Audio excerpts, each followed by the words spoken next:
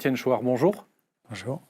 Bienvenue sur Livre Noir. Vous êtes militant du RIC, le référendum d'initiative citoyenne. Vous êtes notamment l'auteur de Notre cause commune aux éditions Max Milo.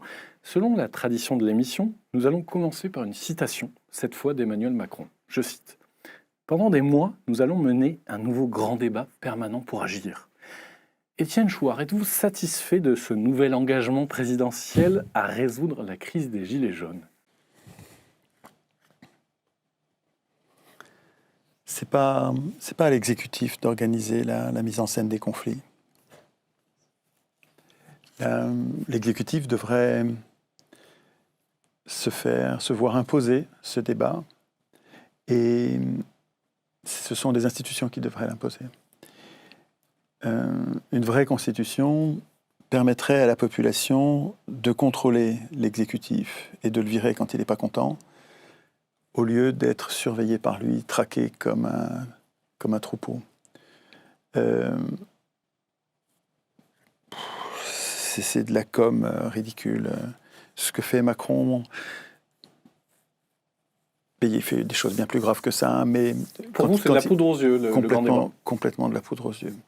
À partir du moment où c'est organisé par le pouvoir lui-même, il n'y a aucune émancipation à attendre de ça, aucune libération de l'oppression. Si nous étions capables, si nous avions le moyen d'organiser nous-mêmes ce débat et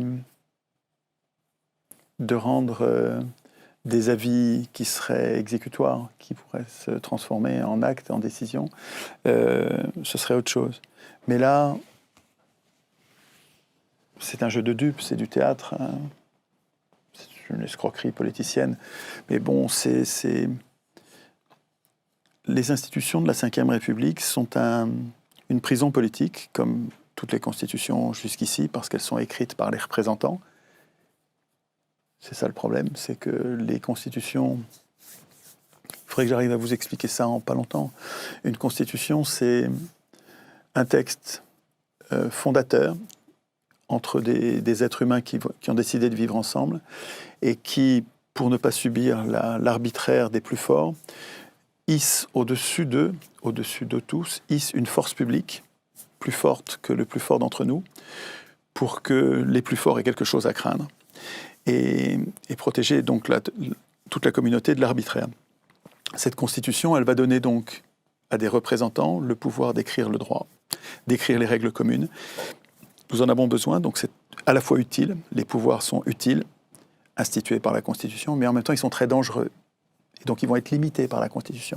Donc le rôle essentiel de la Constitution, ça n'est pas d'instituer les pouvoirs n'ont pas besoin de nous pour s'instituer, mais le rôle de la Constitution, c'est de limiter les pouvoirs, de les inquiéter, de les effrayer. On va revenir sur tous ces sujets, mais durant cet entretien, nous allons donc évoquer les présidentielles, la démocratie représentative, le RIC. J'en profite pour remercier nos fidèles auditeurs et contributeurs. N'hésitez pas, comme à chaque fois, commenter, liker, partager cette vidéo, c'est très important pour le référencement. Étienne Chouard, cela fait très longtemps que nous ne vous avons pas vu dans les médias. Vous avez été blacklisté dans la sphère médiatique après avoir eu une célébrité fulgurante, on peut le dire. Tout d'abord, comment allez-vous ? Cette question, je réponds souvent que je suis vivant, je ne suis pas malade, donc sur l'essentiel, ça va, mais je suis un peu désespéré notamment de l'acquiescement d'une grande partie de la population à la bascule totalitaire que je ressens. Je ressens une hubris, une démesure dans ce que font les pouvoirs et qui se permettent de piétiner tous les grands principes, toutes les libertés. Alors, le fait que les pouvoirs abusent, c'est pas ça qui m'étonne, c'est pas ça qui m'inquiète, c'est pas ça qui me désespère, parce que je sais bien que c'est leur nature, c'est la nature des pouvoirs d'abuser. Mais ce qui me désespère un peu, je dois dire, c'est l'acquiescement d'une grande partie de la population décérébrée, hébétée par des médias. Là, vous parlez de la réélection d'Emmanuel Macron il y a un mois. Par exemple, mais il n'y a pas que ça. L'acquiescement d'une grande partie de la population ayant la tête littéralement mise à l'envers par des médias qui leur répètent tous les jours les plus extravagants mensonges et qui se mettent à y croire à force de les entendre et qui sont d'accord pour que... Ben, je sais pas, en plus, les exemples sont interdits. On n'a pas le droit de parler de tout sur nos chaînes, sur nos réseaux sociaux, entre guillemets. Nous n'avons pas le droit d'évoquer tous les sujets. Et vous voyez, il faut que je fasse attention à ce que je prends comme exemple. C'est quand même assez significatif. Si ça se passait en Russie ou au Venezuela, qui sont les têtes de Turcs habituelles de nos médias bourgeois, ils feraient leur gorge chaude de ces événements en disant « mais c'est quand même des dictatures, mais quand c'est chez nous, ça va, il n'y a pas de problème ». Les Français ne sont-ils pas assez matures? Est-ce que les Français sont encore des enfants, finalement? Mais nous sommes en tout cas traités comme des enfants. Je ne pense pas... on peut l'être à une époque. Moi, j'étais un enfant jusqu'à 45 ans, 50 ans. Je votais socialiste et je croyais voter à gauche. C'est pour vous dire comme j'étais un petit enfant, quoi. Je croyais au Père Noël, quoi. Je votais à l'extrême droite, je ne le savais pas.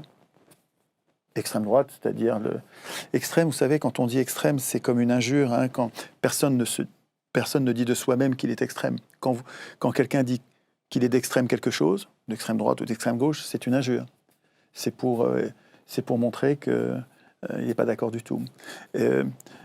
Et quand je dis que le PS est d'extrême droite, ce que je veux dire, mais je pourrais dire de droite dure pour ne pas prêter le flanc à cette critique, mais le PS a fait tellement de mal à la classe ouvrière et aux travailleurs et au peuple, à la population qui travaille, entre le libre-échange, l'Union européenne, enfin que sais-je, la liste est longue des horreurs absolues, de la dévastation du système social-économique, que vraiment on a affaire à des ennemis du peuple. Donc, extrême, c'est au sens, mais c'est ce qu'il y a de pire, quoi. C'est les pires ennemis du peuple. Alors, il y a peut-être pire, il y a une forte compétition chez les ennemis du peuple. Mais bon, en tout cas, j'étais un enfant. Et puis, c'est pas pour la vie d'être un enfant. On se réveille et puis on devient un grand. En tout cas, on grandit. Mais là, nous sommes traités comme des enfants, même quand on est des adultes. Ce qu'on appelle fallacieusement la démocratie représentative, qui est un oxymore, c'est-à-dire une contradiction dans les termes, une impossibilité. Peut-être j'exagère quand je dis une impossibilité, parce que si nous écrivions nous-mêmes les règles de la représentation, je pense que nous serions capables de mettre en place un système représentatif qui mériterait le nom de démocratie. Parce que c'est nous qui avons écrit les règles, parce que c'est la population elle-même qui a établi les règles. Ce n'est pas les représentants, ce n'est pas les élus, ce seraient les électeurs qui auraient décidé la façon dont ils veulent élire. Et ça mériterait peut-être, probablement, le nom de démocratie représentative. Si c'est un oxymore, si démocratie représentative est un oxymore, une escroquerie parlementaire, c'est parce que ce sont les parlementaires eux-mêmes qui ont écrit les règles, alors qu'ils devraient les craindre. Dans une constitution, les représentants devraient craindre la constitution et pas l'écrire. Vous comprenez ça? C'est super important. Je parle vite parce que je sais qu'on n'a pas beaucoup de temps, mais ce que je viens de dire là, c'est le cœur de ma bagarre. Je me bagarre contre les politiciens qui prétendent écrire la Constitution. Ok, admettons qu'on ait besoin de politiciens. Donc pour quel politicien avez-vous voté au premier tour de l'élection présidentielle? Je ne sais pas s'il faut que je vous dise ça, parce que les gens ensuite vont déformer, vont tourner ça dans tous les sens, et sans me laisser la possibilité de me défendre, ça va devenir une caricature. Je l'ai écrit sur le net, et donc je vous laisse aller le lire, parce que en même temps que je le dis, j'explique pourquoi. Par contre, ce que je peux vous expliquer, c'est pourquoi je suis allé élire alors que je dis tant de mal de l'élection. Je pense que l'élection est une escroquerie, c'est antidémocratique. Elle est profondément, ontologiquement, ça veut dire dans son être même, l'élection est antidémocratique. Mais vous avez quand même voté. Et je vais quand même voter parce que je ne suis pas fou. Entre deux mots, il faut choisir le moindre. C'est un mal, l'élection est un mal. En tout cas, l'élection écrite, régie par les élus.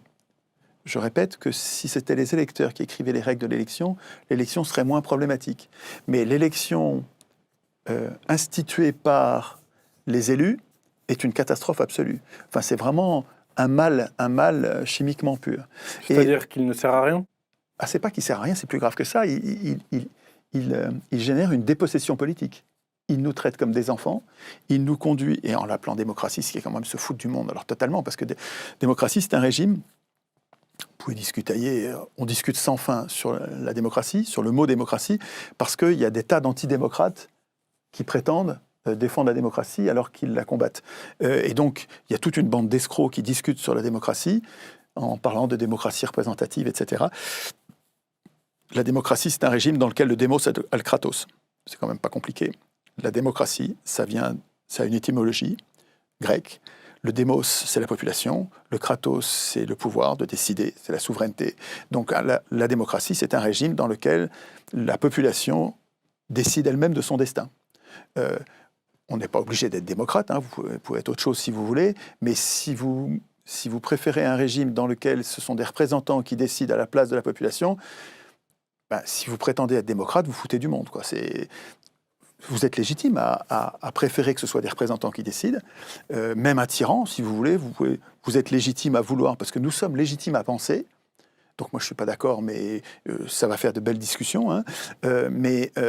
Par contre, vous ne pouvez pas, si vous appelez votre position démocratique, vous vous foutez du monde, parce que il n'y a pas 36 définitions. Hein, et si on essaye de cibler à l'os précisément quelle est la procédure qui nous permettrait aujourd'hui de pouvoir dire « Ok, ça c'est une démocratie », c'est probablement le RIC qui est la plus simple et la plus performante. Même dans un système antidémocratique comme le nôtre, qui a été pensé comme antidémocratique depuis la Révolution française, hein, depuis 1789, en France, hein, et puis 1776 aux États-Unis, et puis même au siècle précédent en Angleterre, tous les régimes représentatifs ont été pensés comme, non pas adémocratiques, mais antidémocratiques, pour tenir le peuple à l'écart de toutes les décisions politiques. Dans ces régimes, le peuple ne peut agir que par ses représentants.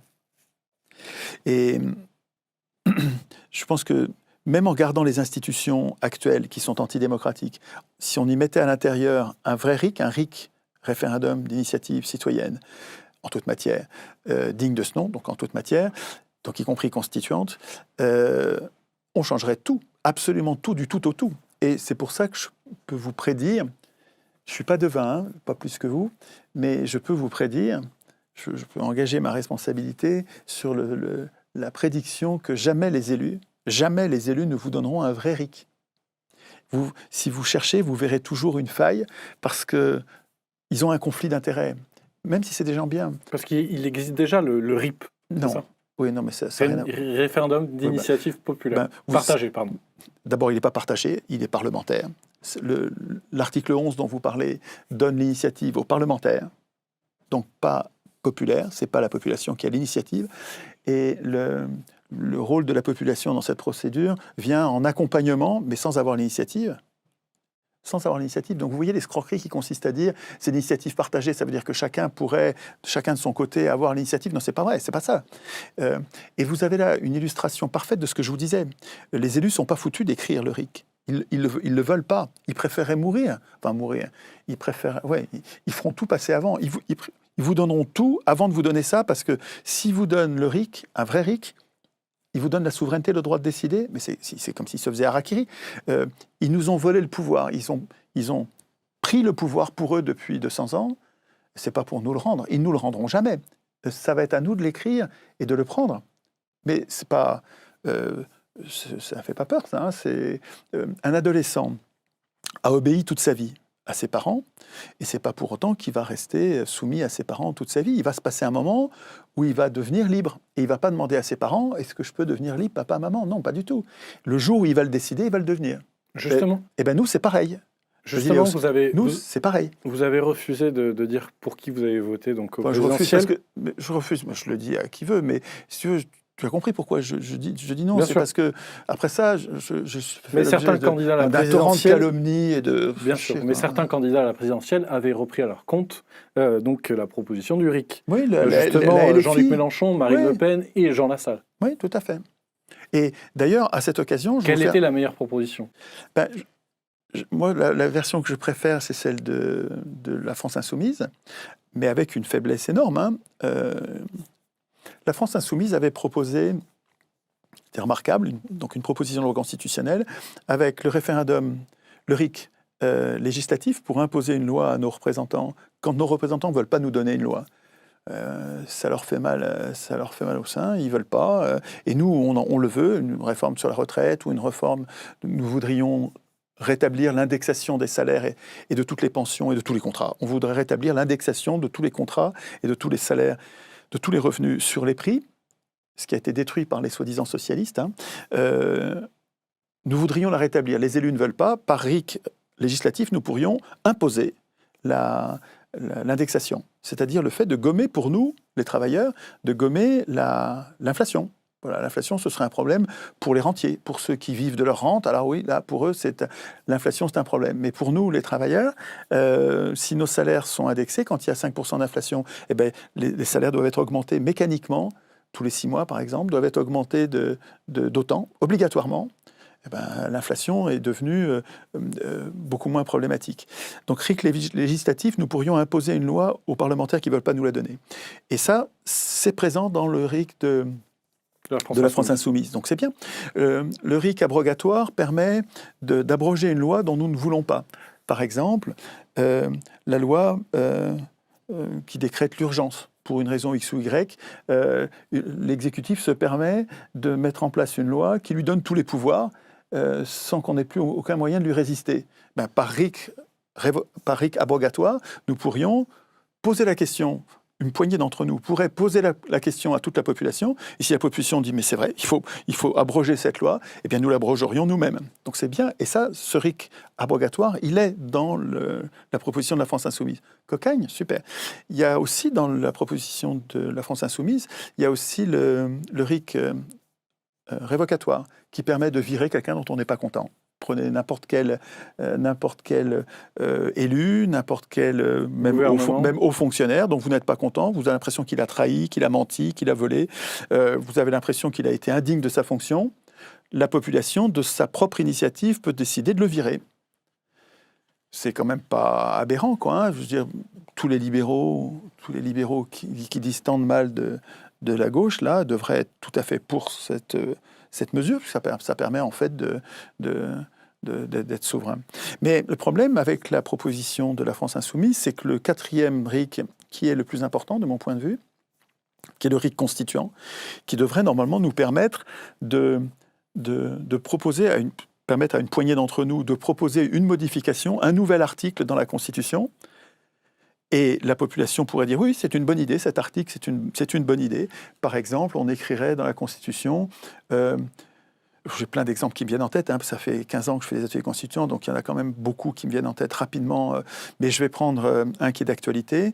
Pas de guerre sans référendum, premier alinéa.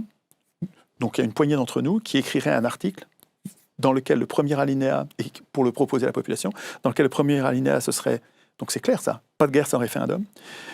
Deuxièmement, tous ceux qui ont voté oui pour faire la guerre doivent aller la faire, eux-mêmes au front, pas à l'arrière, vraiment aller prendre le risque de mourir puisqu'ils veulent faire la guerre. Il faut qu'ils aillent la faire, obligatoirement. Deuxième article. Oui, mais en temps de guerre, avons-nous besoin quand même d'un chef? Oui, tout à fait, on a besoin d'un chef. On y reviendra. Vraiment, j'ai beaucoup de choses importantes à vous dire sur la guerre.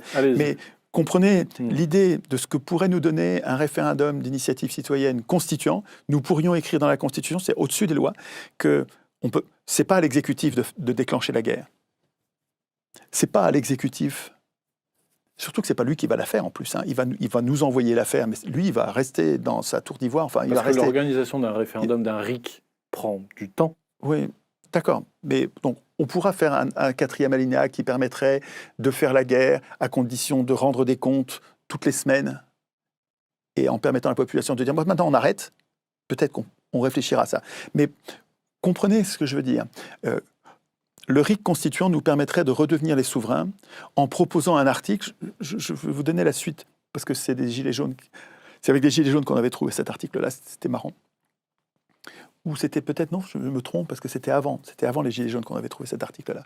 Donc, pas de guerre sans référendum. Ceux qui ont voté oui à la guerre doivent aller la faire. Et au bout de 6 mois, 3e alinéa, au bout de 6 mois, quand ceux qui voulaient faire la guerre sont allés mourir et sont morts, tous les 6 mois, on revote, on fait voter les survivants pour voir s'ils veulent toujours la faire. C'est-à-dire qu'on se donne les moyens de ne pas faire la guerre de façon automatique, parce que vous avez vu, quand la guerre a commencé en 14, ça a duré des années, personne n'arrivait à l'arrêter, on se rendait compte que c'était une boucherie, et il y avait comme une espèce de mécanique qui faisait que cette boucherie nous était imposée et que nous n'avions aucun moyen de l'arrêter. Donc c'est à nous de prévoir dans les institutions les moyens de ne pas nous laisser tirer par les cheveux dans la guerre. Vous comprenez ? Entraîner malgré notre volonté contre la guerre. Donc là, je vous donne, c'est un exemple, mais j'en ai, j'allais dire 100, mais j'en ai 20 que je peux vous sortir, tac, tac, tac, tac, comme ça, des changements profonds dans la Constitution que nous pourrions soumettre nous-mêmes. Oui, nous écrivons, on y réfléchit, on fait un article peut-être un peu plus fouillé que ce que je viens de vous dire là, et puis on le propose à la population. Et si la population, donc il y a un débat, les gens qui sont pour, les gens qui sont contre, et c'est super, bien sûr, c'est très... On ne fait pas voter les gens sans... On fait pas... Oui, on fait pas... Là, il s'agit de voter. Là, vous pensez qu'on est entraîné dans la guerre en Ukraine ? Oui. Sans le consentement des Français. Mais évidemment, mais c'est flagrant, c'est énorme. C'est énorme. Mais même la Russie est entraînée dans la guerre sans le vouloir. Bien sûr, ça fait 30 ans qu'elle se fait agresser par des bases américaines de plus en plus nombreuses et de plus en plus proches de ses frontières. Et là, ce qui se passait en Ukraine, c'est qu'on allait lui mettre des missiles à 5 minutes de Moscou. Mais ce qui est incroyable, c'est qu'il n'ait pas réagi plus tôt. Et si vous étiez, écoutez-moi bien, si vous étiez à la place de Poutine, c'est pas Poutine le problème. N'importe qui aurait fait la même chose. N'importe qui. Vous aussi, vous auriez fait la même chose. Si vous aviez en charge la défense de la Russie, en l'occurrence, puisque c'est le problème, et que vous aviez une armée hostile, très lourdement armée, avec des missiles nucléaires, qui s'approche, et vous n'arrêtez pas, ça fait 30 ans que vous dites, mais il faut arrêter de vous approcher. Vous mettez en cause notre existence.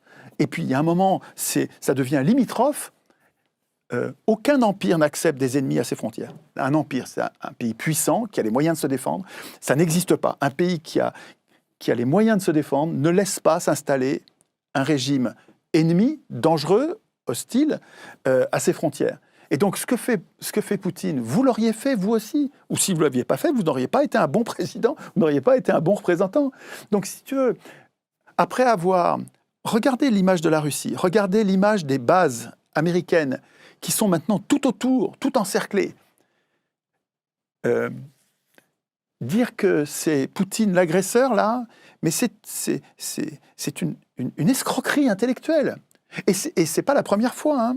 C'est pas la première fois qu'on pousse celui qui déclenche la guerre finalement. On l'a poussé jusqu'au bout. Il faut voir comment Poincaré a poussé l'Allemagne à déclencher la guerre en 14. C'est du même tonneau, hein, ça ressemble.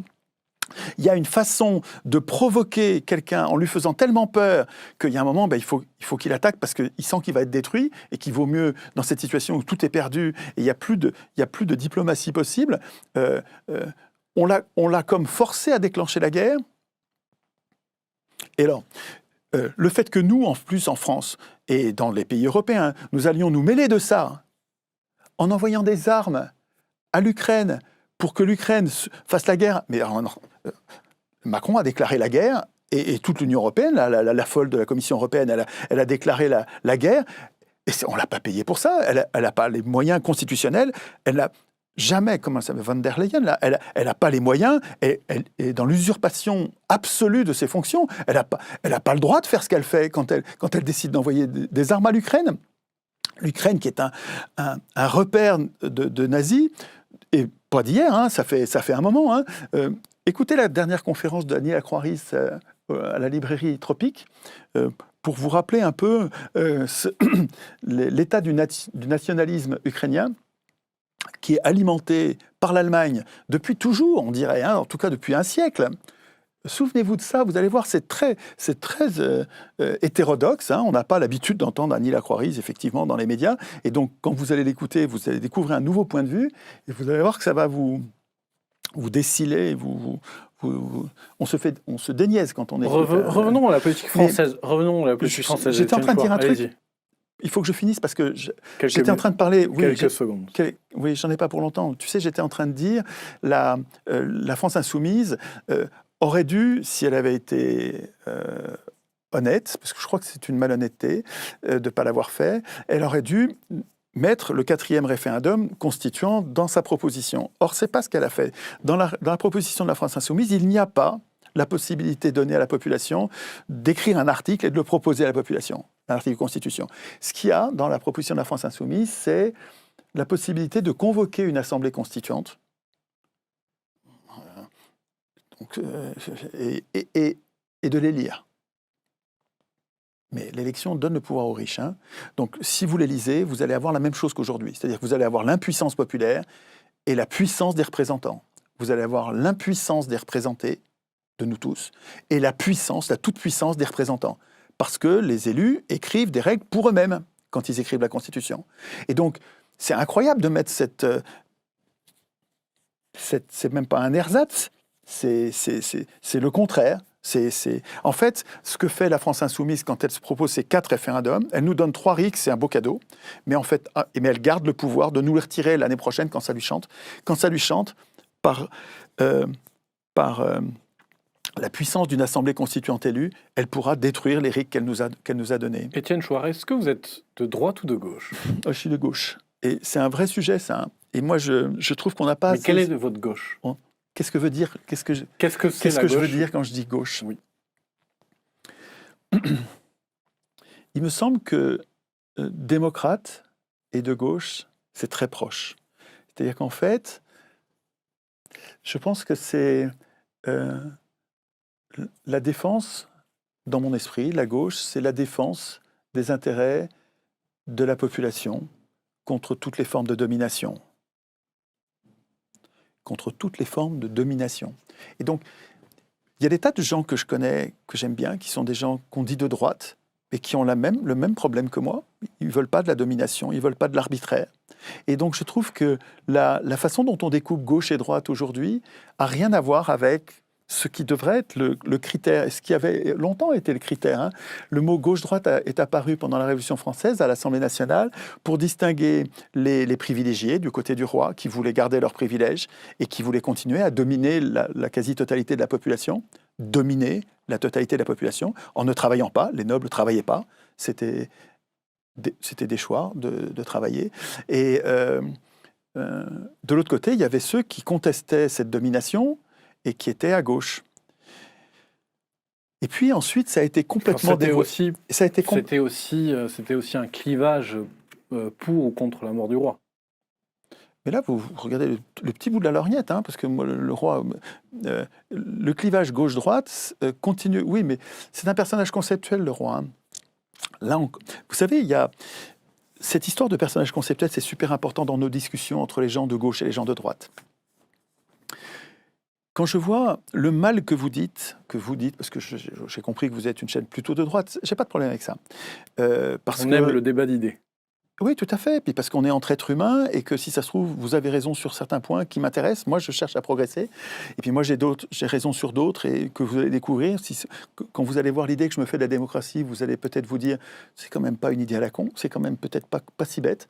On croyait que c'était autre chose, la démocratie. Parce qu'effectivement, si vous croyez que le régime actuel, c'est la démocratie, je comprends que vous soyez antidémocrate. Moi aussi, je suis contre le système actuel. Donc, et par contre, aujourd'hui, on n'est pas en démocratie. On n'est pas en démocratie du tout, non. Vous croyez qu'on est en démocratie ? On est dans quoi, alors ? D'où vient le mot démocratie ? Ça a une racine grecque. On en a parlé tout à l'heure, non ? Le mot démocratie vient de démos et de kratos. Démos, c'est la population, et kratos, c'est le pouvoir de décider, c'est la souveraineté. Un régime démocratique est un régime dans lequel la population prend les décisions, décide de son destin, vote les lois, si elle veut avoir des lois. J'arrive à imaginer une démocratie représentative qui pourtant paraît un oxymore, une contradiction dans un terme. J'arrive à l'imaginer si le démos a écrit lui-même la façon dont il va désigner les représentants, la façon dont il va contrôler ses représentants et la façon dont il va punir les représentants quand il n'est pas content et reprendre la main quand il n'est pas content. Si la population a écrit elle-même les règles de sa représentation, j'arrive à imaginer tout à fait un système représentatif qui pourrait être qualifié de démocratique. Si aujourd'hui nous ne sommes pas en démocratie, c'est parce que les règles de la représentation ont été écrites par les représentants au lieu d'être écrites par les représentés. Écoutez bien ça. Je le dis depuis 17 ans, hein, donc c'est une rengaine, je radote, excusez-moi, mais je dis depuis 2005, je m'en suis aperçu en fait avec la Constitution, l'anti-constitution européenne en 2005, je cherchais à comprendre, mais comment est-ce qu'on a pu écrire un texte aussi merdique? Comment est-ce qu'on a pu... Enfin, il ne faut pas que je dise de gros mots, pardon. À la maison, on se donne des claques quand on dit des gros mots, donc je fais pareil. Mais donc, je me demandais comment est-ce qu'on a pu écrire un texte aussi contraire au bien commun. Et m'est apparu en 2005 comme une évidence que c'est parce que ceux qui avaient écrit les traités, ceux qui avaient écrit cette anti-constitution européenne, n'auraient pas dû l'écrire. Ce n'était pas à eux d'écrire ça, c'était à d'autres personnes. À l'époque, je pensais qu'il fallait qu'une assemblée constituante ait été élue spécifiquement pour cette tâche en se déclarant inéligible aux institutions qu'elle était en train d'écrire. Et j'étais encore loin du but, loin d'affaire. Enfin, j'ai encore beaucoup progressé après. Je pense que j'ai longtemps pensé que l'Assemblée constituante, finalement, devait être plutôt tirée au sort, parce que l'élection allait permettre toujours aux riches de gagner. Parce que... Comme à Athènes, alors. Alors, non, pas tout à fait comme à Athènes, parce qu'à Athènes, ce n'était pas les tirés au sort qui votaient les lois. Les tirés au sort préparaient les lois, donc ils nous aidaient, et ensuite ils venaient nous les présenter. Parmi les tirés au sort, il y a des gens qui étaient pour et des gens qui étaient contre, parce qu'ils avaient discuté entre eux pour préparer la loi, et ils venaient nous la présenter à l'Assemblée, et nous, à l'Assemblée, on écoutait ceux qui étaient pour, ceux qui étaient contre, il y avait une mise en scène des conflits, et nous, les citoyens, nous votions la loi. Mais ce n'était pas les tirés au sort qui votaient la loi. Donc les tirés au sort, pour vous, ça, c'était la vraie démocratie? C'était une forme, non, c'est pas la seule, c'est une forme de démocratie qui est très intéressante. Il y a la Suisse aussi. Mais la Suisse, c'est un... Démocratie directe, apparemment. Alors, oui, mais elle est très... c'est beaucoup mieux que nous, donc je ne veux pas faire la fine bouche. Hein. Ils ont les moyens de résister, par exemple, à une dévastation de leur système de retraite. En 2010, nos prétendus représentants, ont dévasté notre système de retraite. Et nous n'avons rien pu faire parce que nous sommes en prison politique. Notre Constitution nous empêche d'abroger des lois que nous considérons comme scélérates. Et la même année, en 2010, les représentants suisses ont essayé de faire la même chose. Alors, ce n'était pas la même mesure, mais ils ont essayé de dégrader le système des retraites aussi pour les Suisses. Et dans les semaines qui ont suivi, les Suisses, par référendum, ont invalidé, abrogé cette loi. Et en fait, ils se sont protégés. Donc, ils ont des moyens de se protéger que nous n'avons pas. Mais de là à dire que c'est une démocratie, c'est pas vrai. Parce qu'en fait, avec le RIC, ils peuvent se protéger contre les plus gros mauvais coups, mais toutes les micro-félonies quotidiennes, vous ne pouvez pas vous protéger par RIC, hein, c'est pas possible. En plus, ils n'ont pas de RIC révocatoire, donc ils ne peuvent pas se débarrasser de leurs élus. Ils n'ont pas le RIC en toute matière. Reparlons du clivage droite-gauche. Oui. Est-ce que, pour vous, la gauche a trahi le peuple? Je ne dirais pas ça comme ça, parce que les gens qui ont trahi le peuple se disaient de gauche, c'est à cela que vous pensez, et puis il y a plein de noms qui me viennent à l'esprit, hein, bien sûr, à commencer par Mitterrand, mais toute la clique des Mitterrandiens, toute la clique du PS, ont trahi le peuple, mais la difficulté à le comprendre vient du fait qu'on accepte d'appeler gauche des gens qui ont des politiques de droite, vous comprenez? C'est bien avant Mitterrand, hein, quelqu'un comme Thiers, Adolphe Thiers, qui, avant la Commune, donc déjà pendant la Commune, il est responsable de la semaine sanglante, c'est-à-dire de l'assassinat de dizaines de milliers, peut-être de centaines de milliers de personnes. Parce qu'il y a tous ceux qu'il a envoyés au bagne après. Enfin, c'est épouvantable. Un bain de sang. Mais avant de faire ça, déjà, Adolphe Thiers avait tué tous les habitants d'une rue ouvrière, pour l'exemple, pour mater la classe ouvrière. Donc, ce gars est un assassin, un ennemi de classe, un ennemi du peuple. Vraiment un criminel, un sale type. En plus, intriguant au possible. Il faut lire ce qu'écrit Guillemin là-dessus. Il en a écrit des tartines. Il en a expliqué des tartines. Adolphe Thiers, c'est un bon personnage conceptuel. J'ai pas fini ce que je disais tout à l'heure sur le personnage conceptuel. Je vais finir ma phrase tout à l'heure. Mais sur le personnage conceptuel, c'est important dans nos discussions entre les gens de gauche et de droite. Parce que il y a des figures emblématiques qui sont détestées à droite et adorées à gauche, ou l'inverse. Et en fait, quand on y réfléchit, par exemple Robespierre. Robespierre habituellement détesté à droite comme un boucher, un gars ivre de pouvoir et de sang, et adoré à gauche et admiré. Moi, je trouve admirable. Les discours de Robespierre me paraissent d'une actualité brûlante aujourd'hui quand il décrit l'importance du fait que les gardes nationales, c'est-à-dire la force armée, la force chargée de nous défendre, doit être très contrainte, ne doit pas porter d'uniforme, les militaires ne doivent pas porter d'uniforme à l'extérieur. Oui, il fait très attention dans ce discours qui est long mais qui est remarquable, il fait très attention à ce que la puissance, à ce que la force publique ne puisse jamais se retourner, ne soit pas incitée à se retourner contre le peuple. C'est des discours dont nous avons besoin aujourd'hui. Très. Bon. Et ce que je veux dire dans nos discussions entre les gens de gauche et de droite, c'est que nous devrions... Vous avez plusieurs discussions à la fois, là, entre vous. Oui, mais c'est important ça. Si vous voulez, ce que je veux dire, c'est que... mais parlons d'actualité. Arrêtons de parler de Thiers ou de Robespierre. Parlons d'actualité. Non, mais c'est super, c'est complètement d'actualité. Attends, laisse-moi finir, s'il te plaît. Allez-y. Il faut que, quand on se parle entre gens de gauche et gens de droite, il faut pour que la discussion ait lieu, sachant que la discussion a lieu, pour qu'on ne se tape pas sur la gueule. Pour que la discussion ait lieu, il faut qu'on fasse le pari, le temps du début de la discussion, que l'autre est de bonne foi, que c'est pas un salaud, que c'est pas un criminel, que c'est un être humain qui pense pas comme moi. Et comment ça se fait qu'il déteste Robespierre, alors que moi j'aime Robespierre? Et quand je me mets à sa place, je m'aperçois que, en fait, c'est un personnage conceptuel qu'il déteste. On ne sait pas exactement quelle est la réalité. Bon, il y a des faits d'histoire, on va pouvoir discuter, mais en fait, ce n'est pas ça qui compte dans nos discussions à nous. Ce qui compte, c'est la réalité aujourd'hui. Or, dans la réalité aujourd'hui, quelqu'un qui déteste Robespierre, c'est quelqu'un qui déteste le fait qu'on tue, que le pouvoir puisse tuer des gens. Et bien ça, moi, je suis d'accord. Donc, oui, c'est pas la peine de se disputer sur Robespierre alors qu'on a des personnages conceptuels différents. Moi, ce qui m'intéresse chez Robespierre, c'est la protection de l'intérêt général contre les dominants et contre l'arbitraire. Et je suis sûr que le gars de droite, il va être d'accord avec ça. Et donc, en fait, nous devrions examiner plus loyalement nos personnages conceptuels pour nous apercevoir que finalement, c'est le même personnage historique, mais vu sous des angles différents, avec, en fait, des lentilles, des lunettes de couleurs différentes qui font qu'on les juge à l'envers, mais en fait, on est d'accord là-dessus. Donc, si vous voulez...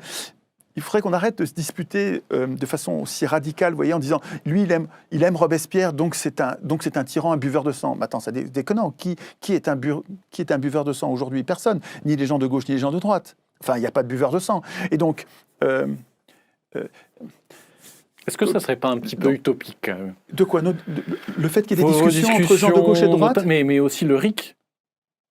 Est-ce que, soyons un petit peu réalistes, est-ce que on vous laissera faire justement le RIC? Est-ce que ces puissants dont vous parlez vous laisseront faire? Ah non, ils ne nous laisseront pas faire. Non.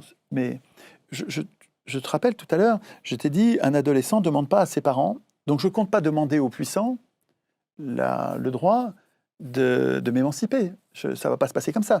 Les puissants ne vont pas m'émanciper. Ça ne va pas se passer comme ça. Je pense que Donc il faudra une révolution. Il faudra une révolution. Et alors, des révolutions, il y en a, c'est l'histoire des hommes. L'histoire des hommes, c'est l'histoire des insurrections. Il y en a tout le temps, partout, des insurrections. Mais elle peut se faire dans le sang aussi. Et alors, vous croyez du sang, il y en a déjà plein aujourd'hui. Il y a du sang déjà plein aujourd'hui, tout le temps.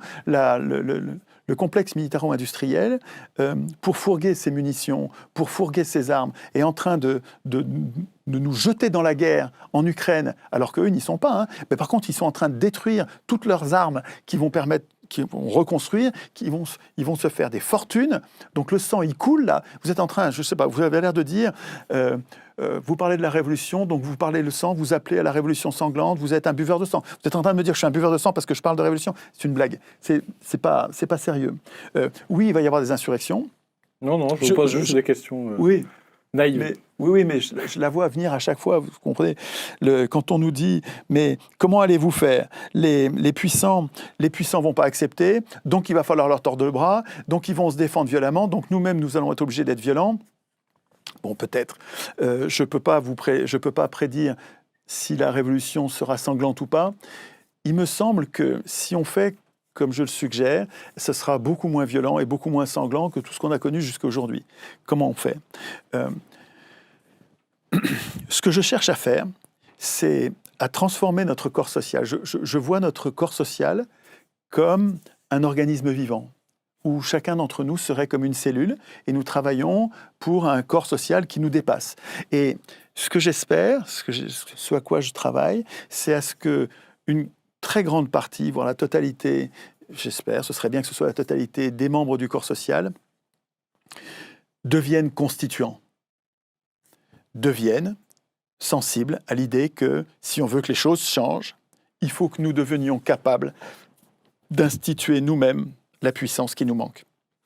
Tout à l'heure, vous avez cité le titre de mon bouquin, c'est un petit livre, qui s'appelle « Notre cause commune ». Je prétends qu'entre les gens de gauche, de droite, et les gens qui sont ni de gauche ni de droite, qui votent plus depuis longtemps, je pense que tous les êtres humains, nous avons une cause commune. Et il y a un sous-titre, cette cause commune, c'est instituer nous-mêmes la puissance qui nous manque. Instituer nous-mêmes la puissance qui nous manque. Et je pense que si nous nous passons le mot entre nous et que nous arrivons à nous convaincre les uns les autres que quand même ça c'est vrai, c'est une bonne idée. Un peu comme une bonne idée qui avait bien marché, c'était « aimez-vous les uns les autres ». Vous vous souvenez de ce message-là ? « Aimez-vous les uns les autres ». C'est un gars c'est encore un personnage conceptuel qui s'appelle Jésus. Enfin, conceptuel selon vous, mais... Oui, mais... Non, mais... Un personnage conceptuel, je ne dis pas qu'il n'a pas existé. Je dis que c'est une vue de l'esprit qui nous permet de discuter, qui permet de cristalliser des idées et de mieux nous parler entre nous. Vous comprenez ça ? Ce qu'il a été physiquement, réellement, en fait, a peut-être eu lieu, peut-être pas, mais ça n'a aucune importance. Le personnage conceptuel nous permet de penser ensemble. Vous comprenez ?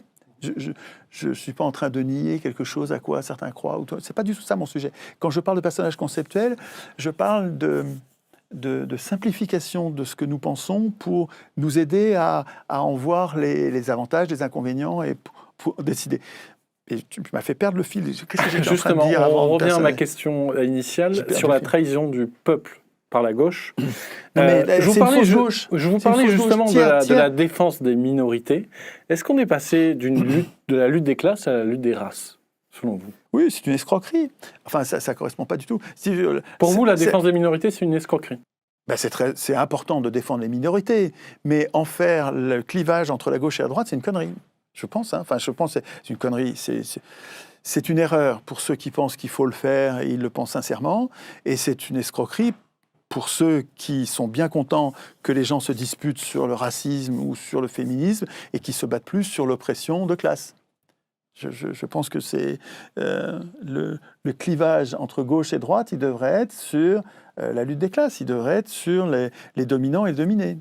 Il y a le camp des dominants, qui était la droite à l'époque de la Révolution française, qui étaient des dominants privilégiés, et puis il y a le clan des dominés qui veulent s'émanciper, qui veulent s'arracher de cette domination, et qui méritent, et qui s'appelait gauche. Et je trouve que ce clivage-là, il est donc la lutte des classes, il est encore d'actualité.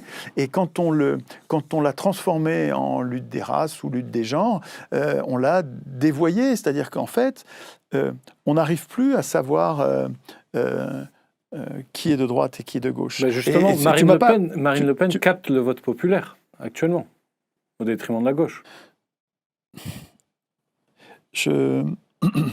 Oui, bon, bien sûr, le Parti communiste a complètement abandonné les classes populaires avec Robert Hue, quand il a... Qui a appelé à voter Macron, juste. Non, mais bien avant. Non, mais c'est bien plus vieux que ça, c'est dans les années 90.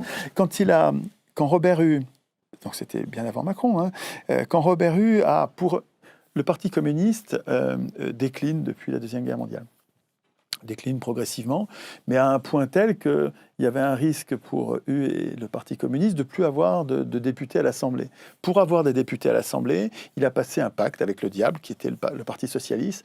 Le Parti socialiste lui dit « Ok, on va vous réserver des circonscriptions, vous allez avoir des élus, mais il ne faut plus vous battre contre l'Union européenne. Il faut vous battre pour une autre Europe. Mais vous arrêtez de dire qu'il faut sortir de l'Union européenne. » Et Robert Hue a accepté ça. Or, l'Union européenne, j'étais en train de vous le dire, mais c'est dommage, je n'arrive pas à aller jusqu'au bout quand même. La Constitution française, c'est une première prison dans laquelle nous sommes depuis 200 ans. Parce que la quatrième et la troisième, c'était pareil. C'était une prison politique dans laquelle nous ne pouvons rien faire. Il y a un mur d'enceinte. Et puis, Les dominants ont considéré que c'était encore insuffisant comme infantilisation des populations, il fallait aller plus loin, et les dominants ont fabriqué un deuxième mur d'enceinte qui s'appelle la Constitution européenne. Donc c'est une autre prison, encore plus redoutable, encore plus inaccessible, encore plus intangible pour nous, on peut vraiment rien y changer, et c'est un deuxième mur d'enceinte, nous sommes dans une deuxième prison. Le fait que le Parti communiste ait décidé de plus se battre pour l'évasion, notre évasion de cette prison, a été sensible, enfin des tas de gens y ont été sensibles et ont dit, mais donc on arrête de voter pour ces gens-là qui ne nous défendent plus, parce que l'Union européenne, elle est anticommuniste, mais avec une force rabique, c'est enragé.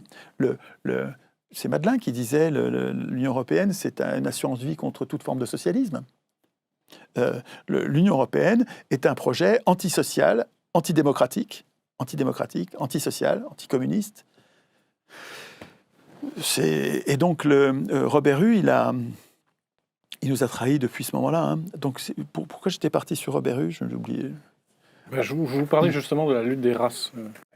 Et donc vous disiez que Le Pen avait capté l'électorat populaire. L'électorat ouvrier populaire. Donc la population a, pour se défendre, une offre politicienne où il n'y a pratiquement que des partisans de l'Union européenne. Or, les partisans de l'Union européenne, il apparaît de plus en plus clairement que ce sont donc des faux représentants. Donc, les gens qui... On ne peut pas à la fois dire « je défends le peuple » et « je veux rester dans l'Union européenne ». Quand on connaît les institutions européennes, on sait que c'est une escroquerie, quoi. L'Union européenne, c'est un carcan qui nous impose le libre-échange. Ça veut dire le chômage, ça veut dire la désindustrialisation, ça veut dire la destruction de la balance commerciale et donc l'endettement généralisé et la dépendance par rapport aux étrangers, à l'étranger en général. Donc le libre-échange, c'est une dinguerie imposée dans les institutions européennes. La monnaie privée, la monnaie privatisée, l'État, la puissance publique privée du pouvoir de création monétaire. Donc ça, c'est complètement aberrant. Avec l'obligation de mener une politique contre l'inflation, c'est-à-dire pour le chômage. Vous savez qu'une politique monétaire, une politique économique, ça impose de faire le choix entre chômage et inflation. De temps en temps, il peut y avoir à la fois inflation et chômage, ça ne dure jamais longtemps. En fait, quand vous vous battez contre l'inflation, vous le payez en chômage. Quand vous vous battez contre le chômage, vous le payez en inflation. Donc il y a un choix de société à faire entre chômage et inflation. Un choix de société. Et les représentants, nos représentants entre guillemets, les faux représentants, font toujours le choix de l'inflation parce qu'ils font le choix des rentiers pour lesquels ils travaillent, par lesquels ils ont été élus. Hein. Et donc ils font toujours le choix de se battre contre l'inflation en le payant en chômage parce qu'ils font d'une pierre deux coups. D'une part, ils protègent leur magot en baissant l'inflation, et d'autre part, ils font monter le chômage, qui est un fouet, un outil de domination, un outil de chantage qui permet de garder docile la population. Les travailleurs ont peur quand il y a du chômage, ils ont peur de perdre leur boulot et ils ne revendiquent pas de meilleurs salaires, ils ne revendiquent pas de meilleures conditions de travail, ils ne revendiquent pas la baisse du temps de travail, ils ne revendiquent rien du tout parce qu'ils ont peur de perdre leur boulot. Donc le chômage, c'est un outil de chantage, de maître chanteur, et qui est pensé comme ça, qui est voulu. Et l'Union européenne impose le chômage de masse. L'Union européenne impose le chômage de masse, à la fois par le libre-échange et par la politique monétaire contre l'inflation qui se paye en chômage. Et après ça, le fait que les politiciens viennent blablater dans les micros pour dire notre priorité c'est l'emploi, c'est du foutage de gueule. Voilà, c'est absolument du foutage de gueule. Parce que ces gens-là, en défendant l'Union européenne, défendent un chômage de masse. Et ils disent que leur priorité c'est l'emploi, leur priorité c'est le chômage. Donc c'est des menteurs, mais de toute façon, les élus sont des menteurs professionnels. Hein. L'élection porte au pouvoir les meilleurs menteurs. Si tu as bien menti, tu vas être élu. Et si tu mens pas, tu ne seras jamais élu. Par construction, l'élection marche comme ça. Étienne Chouard, vous vous dites de gauche, mais on vous accuse aussi de confusionnisme. Qui êtes-vous réellement ? Comment vous vous situez ? Parce qu'il est quand même assez difficile de vous cerner. Alors, confusionniste, c'est un mot... péjoratif. Oui, clairement péjoratif. Et c'est un mot, en fait, qui est inventé par des gens qui tiennent au clivage partisan. C'est des gens qui ont une vision de la politique qui est avec un clivage gauche-droite, qui est le leur, avec d'ailleurs leurs critères pour savoir qui est de gauche, qui est de droite. On a vu tout à l'heure que c'était discutable, hein, que les critères, ils ont changé, ils ont été dévoyés, que maintenant, le clivage gauche-droite a plus autant de sens que... Enfin, c'est, tel qu'il est devenu, il est plus pertinent, je trouve. Et ces gens-là, je pense à Corcuff, Philippe Corcuff, qui a beaucoup écrit là-dessus. Et j'ai vu une interview à Thinkerview de Corcuff que j'ai trouvé... C'était presque émouvant, ce gars-là. Qu'est-ce qu'il peut dire de mal de moi? C'est effrayant. Mais je ne lui en veux pas. Hein. J'essaye de comprendre ce qui se passe dans sa tête. Et dans cette interview à Thinkerview, j'ai compris en fait un peu ce qu'il voulait dire quand il veut dire confusionniste. Quand il dit confusionniste, quand il traite des gens de confusionnistes. Les rouges-bruns. Il appelle ça, oui, voilà, rouge-brun. Il appelle ça, mais je ne crois pas qu'il utilise le mot rouge-brun, lui. Rouge-brun, ça mérite une autre explication. Mais pour finir sur Corcuff, il me semble que Corcuff a peur du fascisme, moi aussi. Moi, j'ai peur du fascisme. Hein. Je me bats, toute ma vie est dévouée, vraiment, corps et âme, à éviter toute forme de fascisme au sens large, hein, parce que le fascisme, c'est en Italie, c'est Mussolini. Et en fait, quand on dit fasciste, à mon avis, hein, que les gens qui parlent de fascisme en général, les gens honnêtes, hein, qui ont vraiment peur pensent à l'arbitraire, à la domination arbitraire, à la violence d'État contre les opposants politiques. Et on est, je crois, tous d'accord sur le fait que c'est haïssable, détestable. Bon, il y a certaines personnes qui prônent des systèmes autoritaires, et j'en connais, hein, des gens qui ont peur du peuple et qui préfèrent un roi, ou qui préfèrent Justement, vous parlez... Attends, laisse-moi finir, s'il te plaît. J'en connais, mais ils ne veulent pas des boucheries, ils ne veulent pas l'emprisonnement et la torture des opposants politiques, vous comprenez? Donc, il ne faut pas caricaturer la pensée de celui qui n'est pas d'accord avec vous en faisant un monstre, un buveur de sang, parce que ça, c'est très rare quand même. Hein, les gens qui sont prêts à boire le sang des autres, il n'y en a quand même pas tant que ça. Et donc, en fait, si on veut penser et réfléchir pour savoir qu'est-ce qu'il y a mieux à faire aujourd'hui, enfin, à mon avis, il vaut mieux ne pas caricaturer le point de vue des autres. Vous parlez tant aux Gilets jaunes qu'aux militants de l'Action française. Voilà. Et parce que je pars de l'a priori que nous sommes tous légitimes à opiner. Nous sommes des êtres humains, je ne suis pas raciste. Je ne suis pas raciste, moi. Parce qu'il y a plein de gens à gauche qui sont racistes. Parce que quand ils ont étiqueté quelqu'un fasciste, c'est à vie. Hein. Il a été fasciste, il le sera toute sa vie. Et puis, les gens de gauche qui sont comme ça, moi je ne suis pas comme ça, mais il y a plein de gens qui sont racistes dans ce sens-là.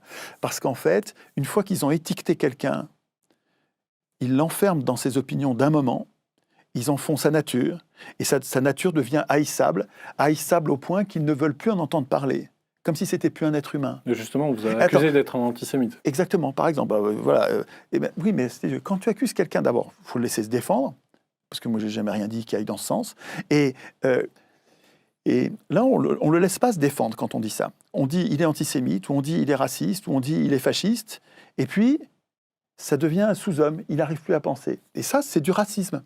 Enfermer quelqu'un, d'abord, enfermer quelqu'un dans ce qu'il a dit ou pensé, comme si c'était sa nature. Écoutez bien ça, comme si c'était sa nature, comme si ça ne pouvait pas changer, c'est raciste. Je ne dis pas que ceux qui font ça sont racistes, parce que moi, je ne suis pas raciste. Donc je pense que les gens qui sont capables de dire une chose pareille, ils vont changer. Ils peuvent changer. Ce n'est pas leur nature. Je ne dis pas qu'ils sont racistes. Mais je dis que ce qu'ils disent, quand ils disent de quelqu'un, celui-là, c'est un fasciste, et donc c'est à vie. Ça disqualifie tout débat. Ça disqualifie tout débat, donc ça les dispense de discuter, d'argumenter. Donc c'était très commode au passage. Hein. Une fois que tu as traité quelqu'un d'antisémite, tu l'as traité de fasciste, tu l'as traité d'extrême droite, tu n'as plus besoin de discuter, c'est des sous-hommes. Mais ça, c'est une façon de faire qui est profondément raciste, je trouve. Hein. Et très caractéristique de la gauche. Alors, pas que de la gauche, parce que à droite, quand vous traitez les gens, je dis vous, hein, parce que je sens que je suis dans un milieu qui est plutôt de droite, et où j'entends souvent, mais c'est pas grave, hein, c'est pas péjoratif, hein, ne le prenez pas mal, parce que je regrette cette opposition si frontale qu'on n'arrive même plus à se parler. Quand à droite, on parle des gauchistes ou des gauchias, on a l'impression que vous enfermez vos adversaires, vous les enfermez dans leurs opinions de la même manière, comme si c'était à vie, et comme si c'était plus des interlocuteurs valables. il me semble qu'on ne peut pas progresser si on fait ça. C'est-à-dire que si on continue à se laisser hystériser, tu vois, on va devenir complètement fanatique, en fait. Moi, si je ne m'expose pas à la contradiction, je vais, comme mes congénères humains, comme les autres, je vais devenir fanatique. Nous devenons fanatiques quand on n'est plus contredit. On a besoin d'être contredit, c'est une hygiène. Alors, ça peut être avec bienveillance, on peut être contredit, on n'est pas obligé de s'insulter, de se faire des procès d'intention comme si on était en train de faire des mauvais plans, des plans secrets, d'ourdir on n'est juste pas d'accord. Si vous défendez l'idée qu'un roi c'est mieux, moi je peux en parler avec vous, et c'est pas parce que je vais en parler avec vous que je vais devenir royaliste. Simplement, je vais essayer de comprendre en votre fort intérieur qu'est-ce qui fait.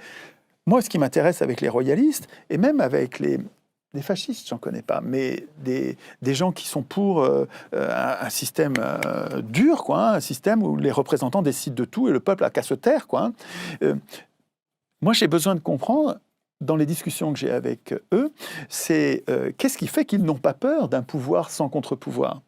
Parce que moi, ce qui me préoccupe avant tout, c'est que tout pouvoir a quelque chose à craindre. Il faut que tout pouvoir ait quelque chose... Mais un pouvoir de gauche comme de droite, je m'en fiche pas mal, tous les pouvoirs doivent avoir quelque chose à craindre. Et donc, dans les discussions entre les gens de gauche et de droite, moi, quand je parle avec des gens de droite, j'essaye de comprendre, mais comment ça se fait que tu n'aies pas peur ? Un roi ?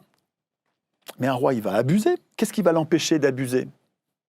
Et là, je suis étonné. Souvent, j'ai des réponses comme oui, mais le roi, d'abord, il n'a rien à gagner parce que, d'abord, on s'est débrouillé pour qu'il soit riche, donc il n'a pas besoin de gagner plus. Et puis, il y a toute une éducation. On a fait son éducation. Donc, souvent, les royalistes, c'est des gens qui sont aussi croyants, catholiques, qui ont une croyance religieuse, et qui associent beaucoup les deux, et qui font... Là encore, c'est un personnage conceptuel. Leur vision du roi, c'est quelqu'un de foncièrement vertueux. Ils le voient comme quelqu'un qui a plus de chances d'être vertueux que quelqu'un d'autre.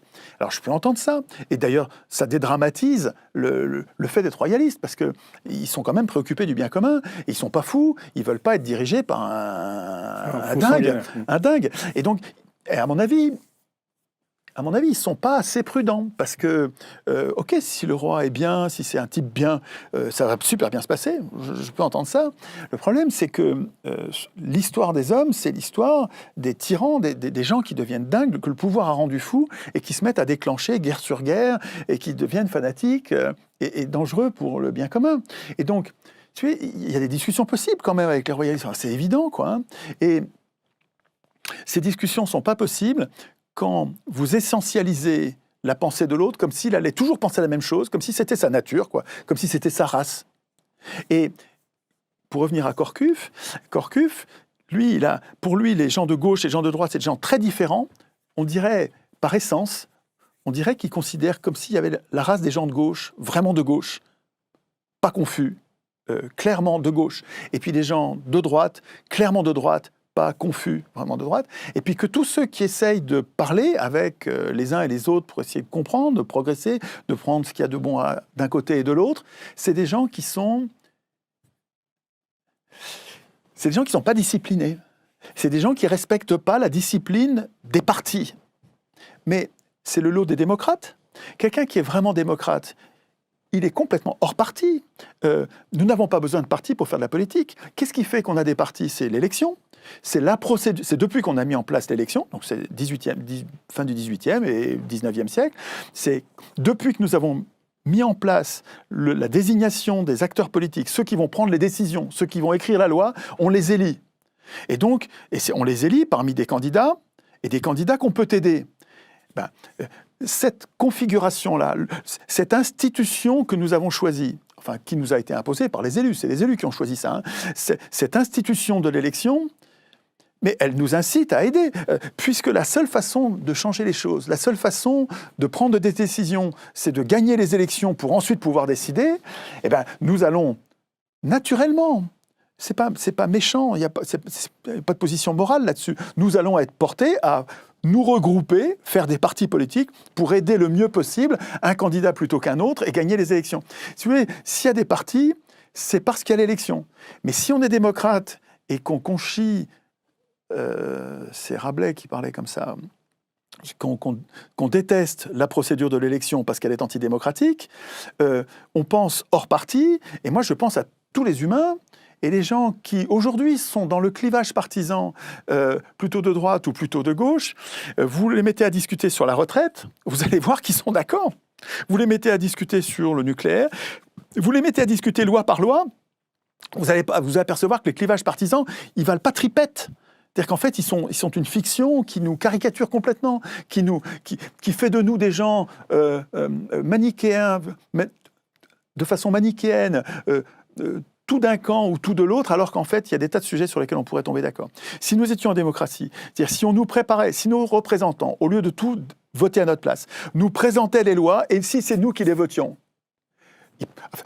j'imagine des représentants, c'est pas ceux qu'il y a aujourd'hui, hein, parce que ceux qu'il y a aujourd'hui se comportent tous, même la minorité au pouvoir, hein, même l'opposition, se comportent comme des voleurs de pouvoir.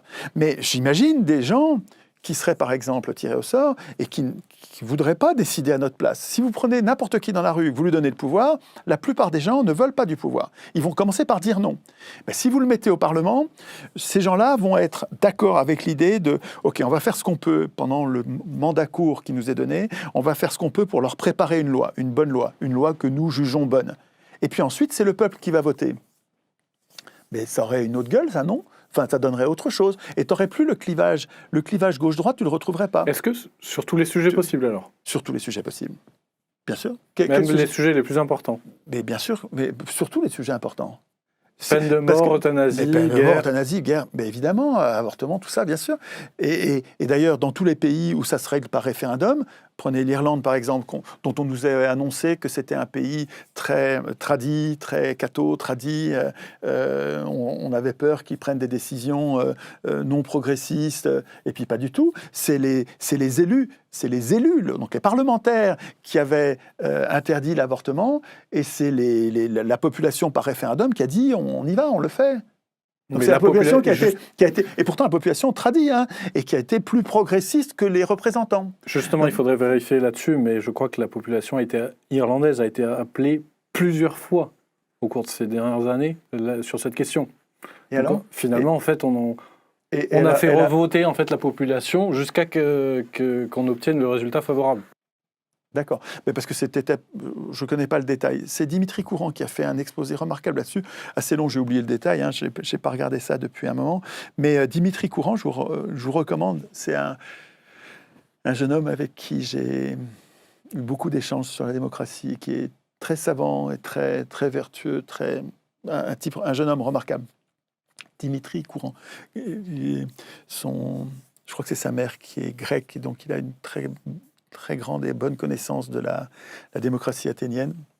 Est-ce que justement la majorité de la population a toujours raison, œuvre pour le bien général? Alors, moi je dirais ça autrement. C'est la tyrannie de la majorité, de Tocqueville. Je dirais que le souverain n'a pas tort ou raison. Le souverain décide, et puis c'est tout. Qui es-tu, toi, humain? Je ne parle pas à vous, hein, c'est un personnage conceptuel. Je parle à tout le monde, là. Qui es-tu pour dire que le peuple a tort? De quel trône parles-tu?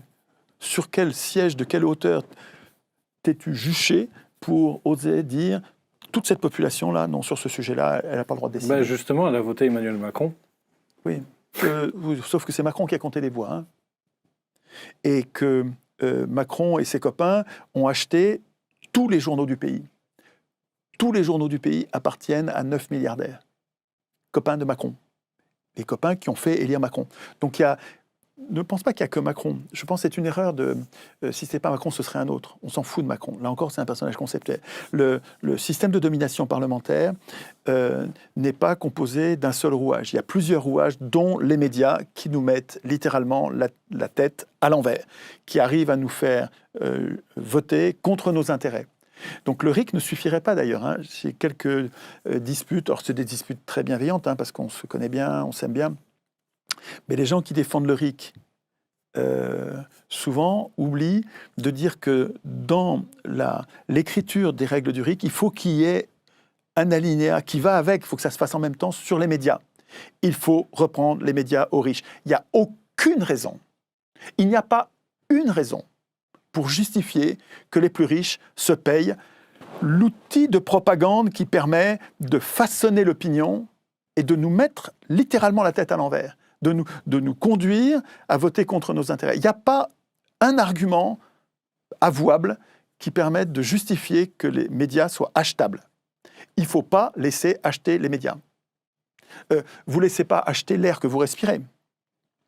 Vous voulez que l'air que vous respirez soit libre, que vous voulez pouvoir le respirer librement. Nous devrions être aussi exigeants avec les médias. Les médias ne devraient pas être achetables. Il faut trouver... Alors moi, je connais deux... Mais justement, vous parlez des médias privés, là. Mais est-ce que le service public est plus vertueux? Il est complètement intoxiqué. Si vous voulez, le service public, il est...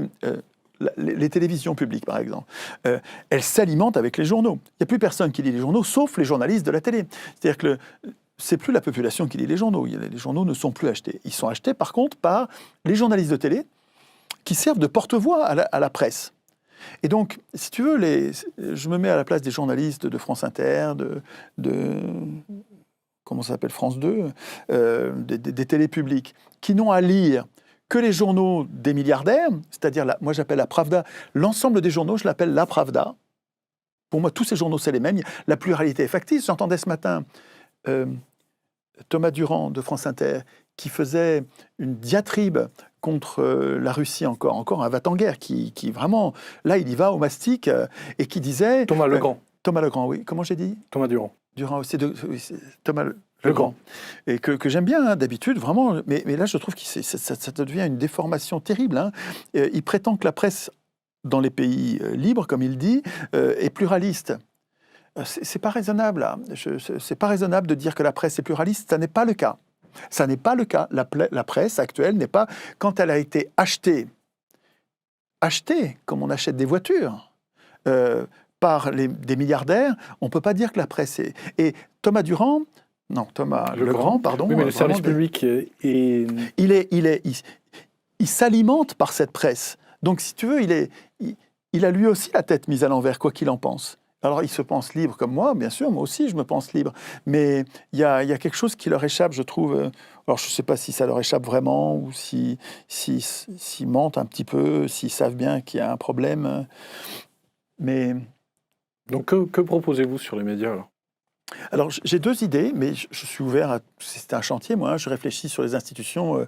Je ne viens pas dire la messe. Hein, c'est un chantier. Mais dans les ateliers constituants qu'on fait sur les médias, on a isolé pour l'instant deux façons de rétablir un vrai pluralisme. C'est... Alors, par lequel je commence? Le plus simple, c'est peut-être d'en faire des scopes. C'est-à-dire de dire aux riches, rendez les médias, vous les donnez à leurs journalistes et à leurs lecteurs.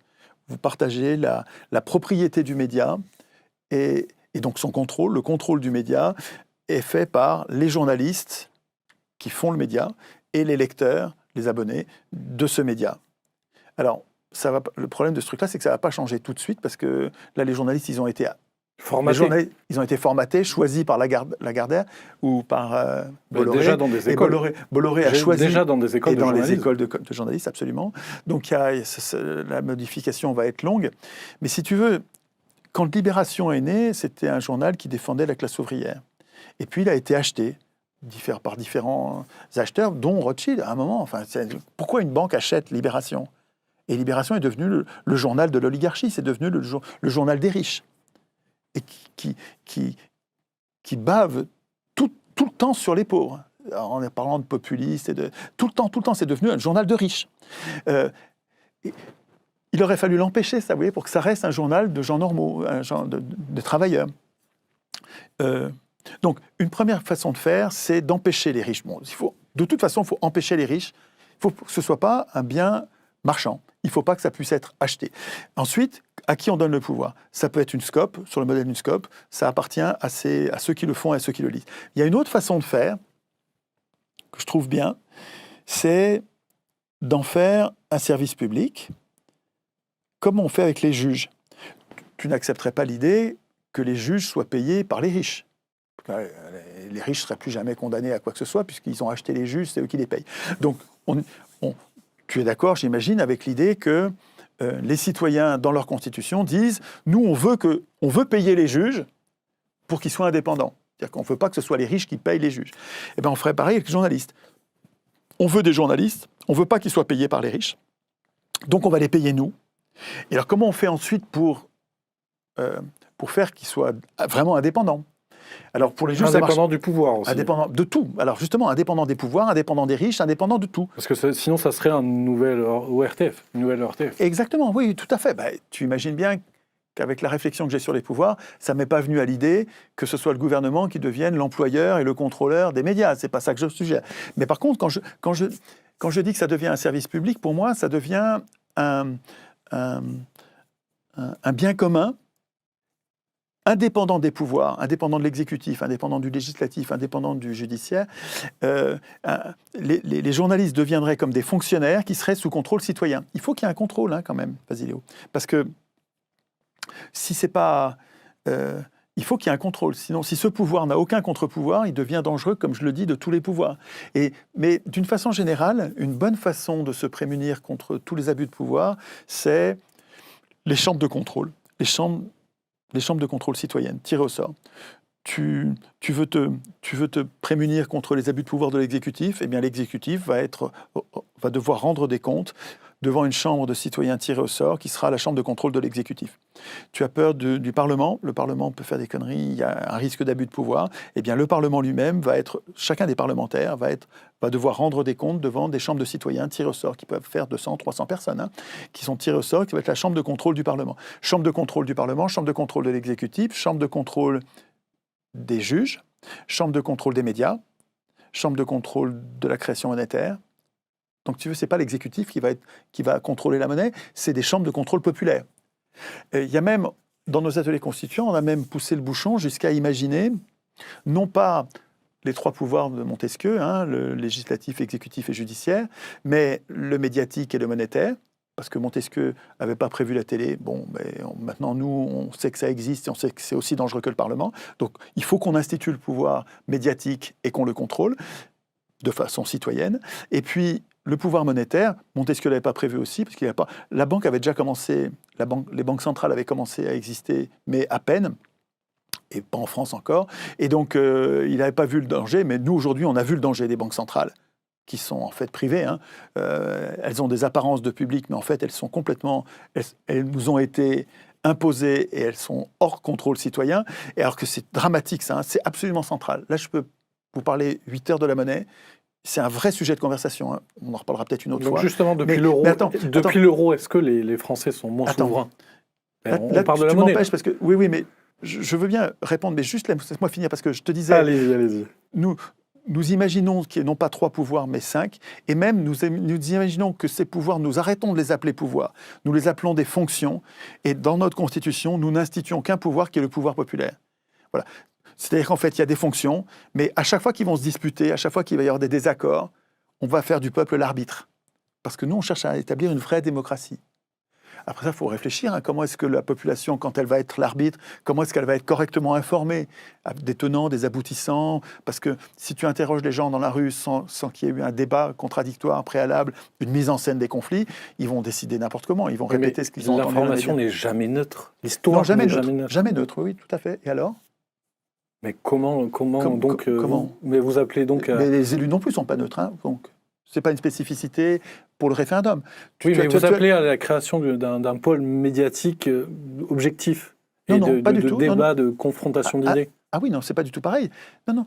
À mon avis, l'objectivité, c'est une vue de l'esprit. Nous avons tous des points de vue subjectifs sur les questions. Et à la Montaigne, vous devriez lire le chapitre sur l'art de la conversation de Montaigne, qui est une pure merveille. C'est vraiment... Alors, si vous le lisez, c'est une espèce de snobisme de le lire dans la langue du temps, de la langue de l'époque, et en fait, on ne comprend rien. Enfin, moi, je n'ai jamais rien compris. Je n'ai jamais réussi à rentrer dans les essais de Montaigne tant que c'était dans le PUF. Et quand j'ai découvert la version de Lanly, la version traduite en français moderne, mais c'est un torrent d'intelligence. Je me dis, ça y est, ça nous rend accessible. Je vous conseille de lire, c'est dans l'édition Quarto, c'est un gros bouquin, c'est les essais, mais en français normal, et ça va vous rendre sensible. Vous allez voir le chapitre sur l'art de la conversation, il est magnifique. C'est-à-dire la façon de discuter en cherchant le vrai. Et on n'est pas d'accord, Et on se trompe. Vas-y Léo, on se trompe tous. C'est super important ce que je vous dis là. Nous nous trompons. Alors on ne se trompe pas sur tout, mais il y a plein d'endroits où on se trompe et on ne sait pas encore qu'on se trompe. Parce que si on savait qu'on se trompe, on changerait. Bon, on ne sait pas encore qu'on se trompe. Mais ceux qui prétendent ne pas se tromper sont des prétentieux. Et c'est des gens dangereux. Puisqu'ils sont quoi ? Ils sont présomptueux. Ils sont complètement infatués, ils sont arrogants. Bien sûr que nous nous trompons.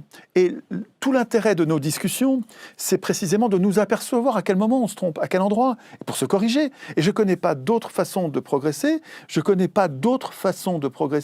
que de chercher là où je me trompe, par la confrontation, la discussion. J'aimerais vous entendre d'ailleurs sur la monnaie. Donc il n'y a pas d'objectivité. Quand je parle de pôle médiatique, j'ai bien compris. C'est un pôle de mise en scène des conflits. J'ai bien compris, Étienne La Chouard. démocratie, c'est la mise en scène des conflits. Vous liez souvent le pouvoir du peuple, donc la souveraineté, avec la création de la monnaie. Pourquoi ? Donc ça voudrait dire que depuis l'euro, donc les Français seraient moins souverains. Oui. D'accord. Pourquoi lier donc souveraineté et monnaie ? C'était avant l'euro. En fait, c'est Pompidou qui est la bascule en France. En fait, la première grande bascule, c'est la création de la Banque de France par des banquiers, dont des banquiers suisses. Donc ça n'avait rien à voir avec le pays, France. C'était une bande d'usuriers de différents pays qui avaient aidé Bonaparte à devenir Napoléon, à devenir le patron du pays, et qui, en échange, ont demandé à ce qu'on leur crée une institution qui s'appelle Banque de France pour donner l'impression que c'est un organe public alors que c'est un organe privé, et qui leur permette de créer la monnaie. C'est le début, c'est une véritable catastrophe. C'est un outil qui a été tenu par 200 familles pendant un bon siècle, et qui en fait détient les vraies rênes du pouvoir. Si dans une assemblée constituante qui adviendrait un de ces jours, vous vous mettiez à mettre en place votre souveraineté politique, c'est-à-dire que vous mettez en place un vrai RIC en toute matière, vous mettez en place une vraie reddition des comptes des acteurs politiques, il faut qu'ils rendent des comptes, donc le peuple, enfin, a repris le contrôle de son destin et la main sur ses acteurs, et que vous oubliez de mettre en place sa souveraineté monétaire. Ça veut dire qu'à chaque fois que le peuple va prendre une décision, ou ses représentants vont prendre une décision, il va falloir aller demander au créateur privé de la monnaie s'il est d'accord pour financer ce que vous venez de décider.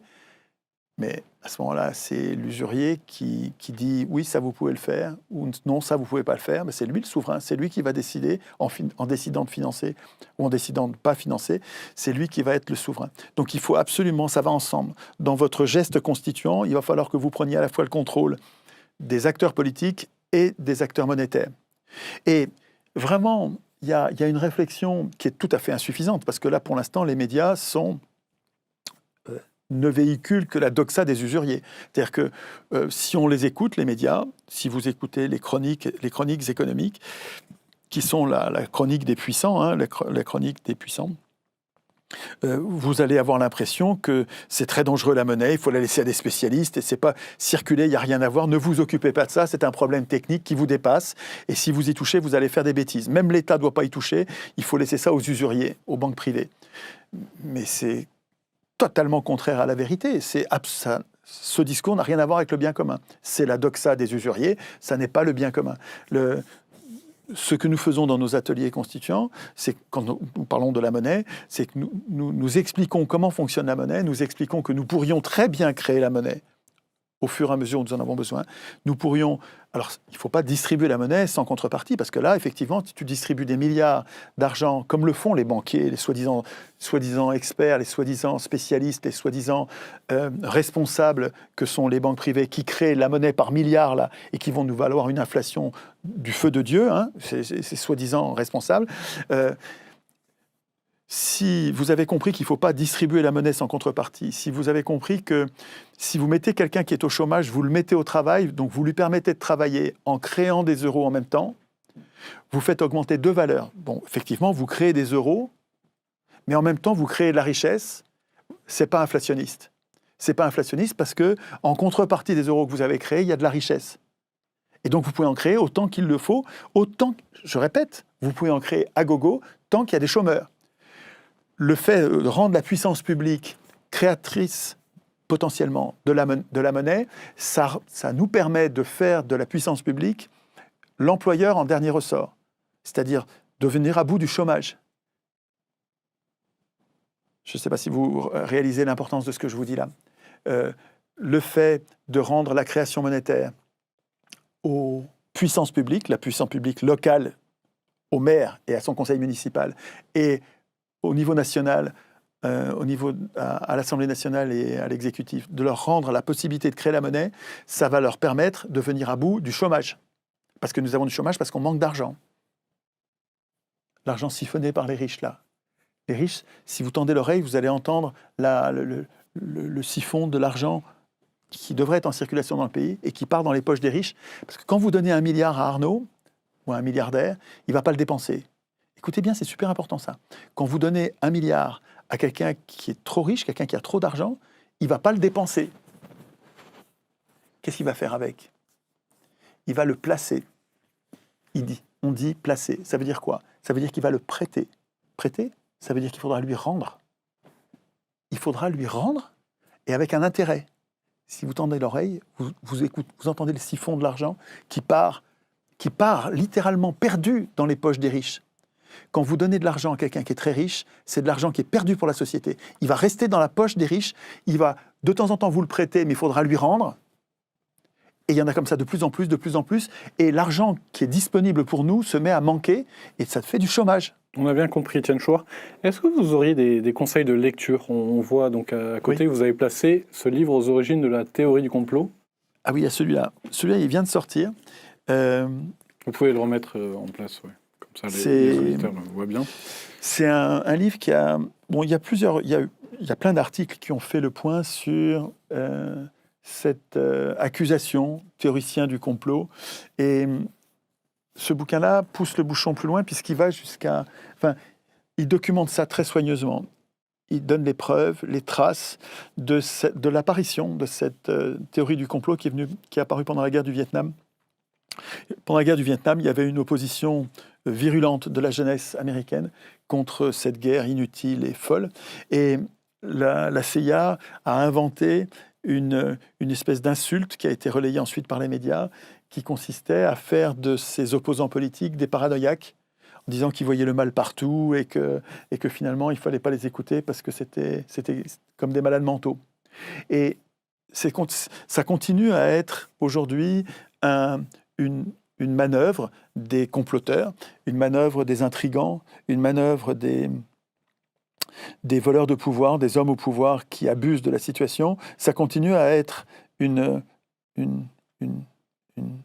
façon de faire rhétorique, d'insulter les gens en les traitant de paranoïaques. Ça veut dire paranoïaque, ça. Quand vous dites théoricien du complot, vous traitez la personne qui est en face de vous de malade mental, de quelqu'un qui voit des complots. Votre deuxième livre. Et donc ça, c'est important de comprendre qu'il ne faut pas se laisser intimider sur l'idée de complot.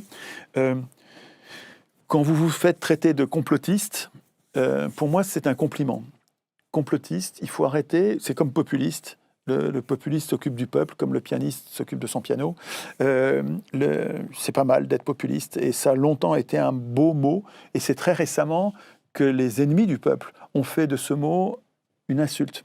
Mais nous, les amis du peuple, on n'a pas du tout... Enfin, on n'est pas obligé de considérer ce mot comme une insulte. Pour moi, populiste, c'est pas un gros mot. Donc, je ne confonds pas populiste avec démagogue. Deuxième livre. Mais le mot complotiste, en fait, c'est une vertu de citoyen. Un citoyen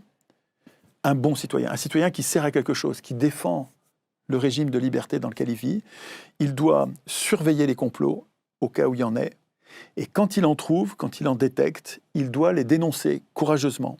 C'est le boulot d'un citoyen digne de ce nom d'être complotiste. Vous comprenez ça? Et rendez-vous compte, nous savons que nous ne sommes pas prêts tous à faire ce travail d'enquête et de dénonciation courageuse, et donc nous avons au XVIIIe siècle, confié à des journalistes la tâche d'être complotistes. Nous avons confié... Les journalistes, ça devrait être les complotistes professionnels. Ça devrait être des gens qui, comme Marat, surveillaient les intrigues des pouvoirs et les dénonçaient fortement pour réveiller la population. Il se passe des complots. Et rendez-vous compte que les journalistes achetés par les plus riches sont devenus des anti-complotistes. C'est-à-dire qu'ils font le contraire de ce pourquoi ils sont payés à faire. Vous comprenez ça? Tout à fait. Alors Votre deuxième livre, alors? Ça, c'est un livre très, très important. Maurice Joly, c'est le dialogue aux enfers entre Machiavel et Montesquieu. Dialogue aux enfers entre Machiavel et Montesquieu. Ça a été écrit au 1860, quelque chose comme ça, au 19e siècle, pour décrire le Second Empire, décrire la tyrannie de Napoléon III, qui a mis en place les bases d'un État moderne de coercition, de surveillance, de répression des opposants, avec des techniques modernes d'un État totalitaire. Et c'est absolument remarquable. Machiavel représente ici l'aspirant totalitaire, le tyran qui voudrait prendre le contrôle total de la société. C'est pas juste d'avoir fait de Machiavel le porte-parole d'un affreux comme ça, parce que Machiavel n'était pas machiavélique. Quand on dit machiavélique, on fait, je pense, un mauvais procès à Machiavel. Il faut lire les autres livres que Le Prince de Machiavel, et vous verrez que, en fait, c'est un ami du peuple, Machiavel. Donc en tout cas, et Montesquieu défend les libertés. Ouais. Mais vous êtes trop pressé là. C'est moi qui suis trop long. Pardon. C'est peut-être ça. Mais bon, et Montesquieu défend les libertés publiques, une forme de démocratie, une forme de contrôle des pouvoirs. Et leur échange est absolument éclairant. C'est-à-dire que vous allez retrouver la société d'aujourd'hui, vous allez retrouver les intrigues des pouvoirs décrites avec une lucidité, une précision. C'est un livre remarquable. Troisième livre, Le débat interdit. Ouais. Et lui, c'est un livre sur le totalitarisme, parce que c'est vraiment ça moi, ça m'inquiète aujourd'hui. C'est la dérive totalitaire des pouvoirs et surtout donc c'est Ariane Biléran qui est une spécialiste de la question totalitaire, qui a énormément réfléchi là-dessus et qui a vraiment des choses très intéressantes à dire. Et Vincent Pavant, qui est un mathématicien remarquable, qui explique en détail l'imposture de la prétention scientiste de certains scientifiques à prendre des décisions politiques sur la base de modèles mathématiques qui sont littéralement extravagants. C'est des modèles mathématiques qui n'ont vraiment pas de bon sens, et prendre des décisions politiques, normalement, c'est le résultat de délibérations démocratiques, avec des conflits, la mise en scène des conflits, et remplacer la prise de décision politique par des prises de décision scientifiques, donc la gouvernance par les nombres. Lire le bouquin de Alain Supiot, La gouvernance par les nombres, c'est un formidable bouquin et formidable conférence. Faire ça, c'est absolument totalitaire. C'est-à-dire que c'est anti-politique, c'est bien sûr antidémocratique, mais c'est terrifiant, quoi, hein, l'aspiration de nos gouvernants aujourd'hui à diriger par les experts sur le fondement de modèles mathématiques. C'est quelque chose dont nous avons tout à craindre, et il faut que nous y travaillions, parce que un homme averti en vaut deux. Si on laisse faire ça sans se défendre, je pense que nos enfants auront beaucoup de mal à en sortir. On passe désormais à la partie consacrée aux questions de nos auditeurs. Elles sont très nombreuses, aussi bien sur Instagram que Telegram. Donc, première question de Spartacus. Avez-vous conscience que la démocratie est un socle culturel, un logiciel de pensée européenne ? Est-ce qu'il est incompréhensible, non assimilable et même antinomique avec des gens d'une autre civilisation ? Non, je ne suis pas d'accord du tout avec ça. La démocratie ferait partie d'un socle européen. C'est ça. Et ne serait pas partagée par les autres peuples du monde ? Justement. C'est une erreur. Je pense que c'est une erreur. Je pense que la plupart des sociétés dans le monde... La société dans laquelle nous vivons n'est qu'une seconde dans l'histoire du monde. Si vous prenez l'histoire du monde depuis Cro-Magnon, nous avons vécu, nos parents ont vécu beaucoup plus souvent en régime démocratique que nous n'avons vécu, nous, en régime oligarchique, plutocratique. Les riches ont pris le pouvoir depuis 200 ans. Pour nous, c'est toute notre vie. Donc, on a l'impression que c'est partout, tout le temps. Mais dans l'histoire du monde, c'est très peu de choses, en fait. Toutes les sociétés qu'on dit primitives, comme les sociétés amérindiennes, chez les Indiens d'Amérique, les décisions étaient prises à l'unanimité. Donc là, je ne vous parle pas d'Europe, hein, je vous parle de l'Amérique. Les Indiens d'Amérique prenaient leurs décisions à l'unanimité. Un Indien n'imaginait pas de donner un ordre et n'imaginait pas d'en recevoir. Et si dans la tribu, il était question, tout le monde était d'accord pour changer la coutume. S'il y a un Indien qui n'est pas d'accord, un Indien de la tribu qui n'est pas d'accord pour changer la coutume, on ne change pas la coutume. On le respecte tellement, celui-là. On est tous d'accord, hein, on est presque à l'unanimité, donc c'est une ultra-majorité. Mais il y en a un qui n'est pas d'accord, on ne prend pas la décision. C'est démocratique ou pas démocratique? C'est ultra-démocratique. Et ça, c'est des milliers d'années. Vous comprenez ce que je veux dire? Il y a plein de sociétés qui ont vécu... Dans les villages de l'Ancien Régime, dans les villages médiévaux, les villages d'Ancien Régime en France et en Europe, on votait les lois à main levée. Donc le seigneur décidait pour quelques impôts, il décidait pour prendre des hommes quand il avait besoin d'aller faire la guerre, encore qu'il fallait souvent demander, et ça posait un problème d'ailleurs pour aller faire la guerre, c'est que les gens n'étaient pas d'accord. Mais les gens votaient leurs lois pour tous les communs, pour l'eau, la terre, avec la rotation des terres, avec l'attribution des terres au sort. On te donne 3 terres, à chaque famille on donne 3 terres, une terre fertile, une terre difficile, une terre bien placée, une terre mal placée. On donne des terres différentes, un peu de chaque type, et ça change tous les ans. Vous étiez au courant de ça? David Graeber, il faut lire David Graeber, qui explique le fait que la démocratie, en fait, il n'y a pas que la démocratie athénienne qui a existé. Il y a plein de régimes démocratiques qui ont eu lieu sur Terre, et partout sur Terre, pas du tout seulement en Europe. Je pense que c'est une erreur de rattacher l'idée démocratique uniquement à l'Europe. Je pense que les humains aspirent, tu vois, les êtres humains, je ne parle pas de l'Europe, hein, les êtres humains aspirent à... L'être de nature est démocratique. Il aspire à co-décider de son destin. J'ai une autre question de Lamotte Deloup. À quand un engagement politique? Je ne sais pas ce qu'il vous faut. Je pense qu'il veut dire dans les partis politiques. Politicien, c'est pas demain la veille. Non, mais je distingue politique. Moi, j'y suis depuis 15 ans, hein, donc 17 ans. Donc, je me suis réveillé et je pense que ce que je fais est très foncièrement politique au meilleur sens du terme. Politicien, je risque pas. Hein. Je m'en garderai bien. Si vous voulez, il y a une phrase d'Alain-Émile Chartier, le philosophe, qui dit quelque chose de très important, je trouve, dans un gouvernement représentatif. Là. Il dit le trait le plus visible de l'homme juste est de ne point vouloir du tout gouverner les autres et de seulement vouloir se gouverner lui-même. Cela décide tout.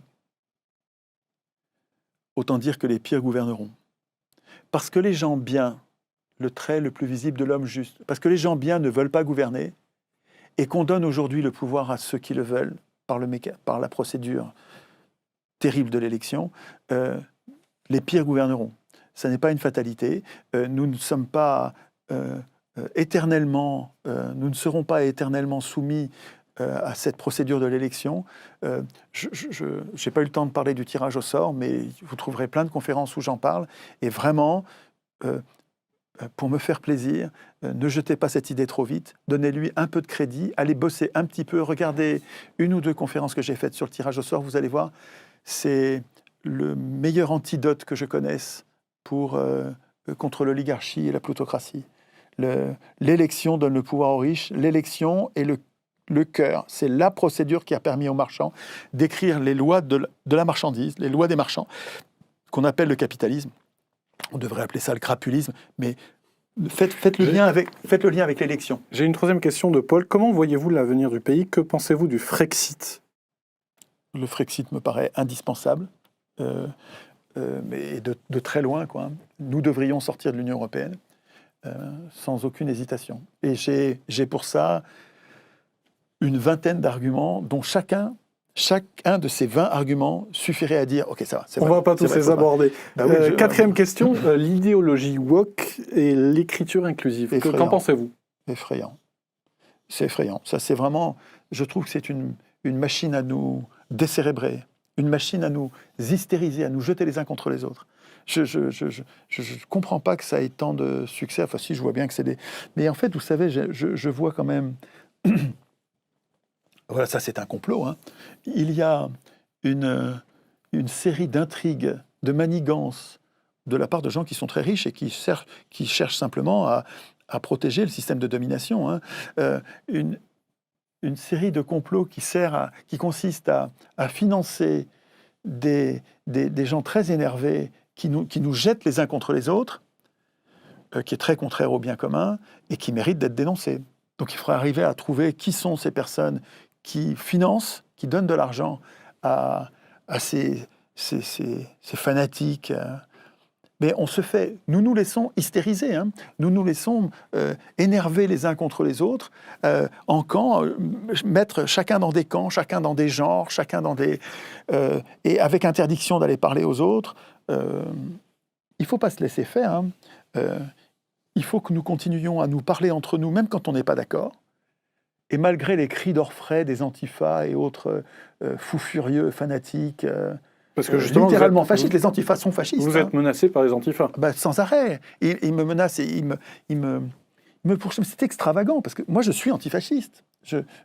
Tout ce que je fais, vraiment, de toute ma vie, enfin, depuis 17 ans, pas avant, parce qu'avant, je n'étais pas politisé, mais depuis 17 ans, absolument tout ce que je fais, tout ce que je lis, milliers de livres, sert à étayer une pensée qui va empêcher toute forme de domination, toute forme d'arbitraire. Donc c'est le fascisme au sens large. Le fascisme, c'est le fascisme à la papa, c'est une forme de domination arbitraire, mais il y en a bien d'autres qui vont venir. La forme radicale de démocratie vraie à laquelle je pense, et à ces conditions d'advenu, c'est-à-dire un processus constituant, populaire, permanent, c'est très profondément antifasciste. C'est-à-dire que c'est de façon, comment dire, conséquente. Vous voyez, je suis antifasciste, mais conséquent. C'est-à-dire que je ne vais pas devenir moi-même dominant pour l'imposer. Je cherche à convaincre de l'utilité de la résistance à la domination et des modalités.